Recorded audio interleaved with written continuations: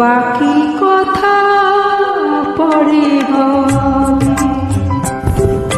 ধূসর ধূলির পর ভেঙে পড়ে আছে বহু বেদে হবে। আর তবে এইটুকুটা বাকি কথা পরে হবে।